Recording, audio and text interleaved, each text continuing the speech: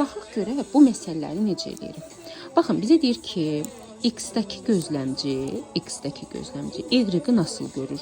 Yəni bizə soruşulan Y-dir. Həmişə bu bütün qaydalar olaraq eynidir.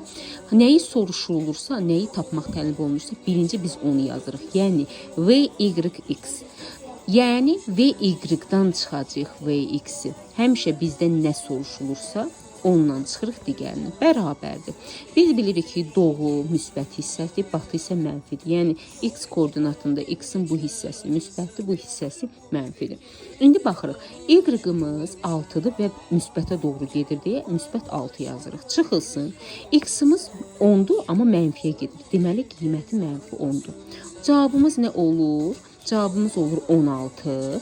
16 da müsbət olduğuna görə, müsbət haradır? Doğudur. Doğuya doğru 16. İndi biz baxsaq aşağıdakı məsələyə, eyni məsələdir. Yenə eyni həll edirik. Deyir, K-dakı gözləmci L-i nasıl görür? Yəni, yeni tapacağımız nədir? L-dir. L-i soruşur necə gördüyünü. Ona görə yazırıq. VL K bərabərdir. VL-dən çıxırıq VK-nı. Bərabərdir. Yenə bura doğru müsbətdir, bu hissə isə mənfidir. Koordinat sisteminə əsasən. L-imiz nə qədərdir?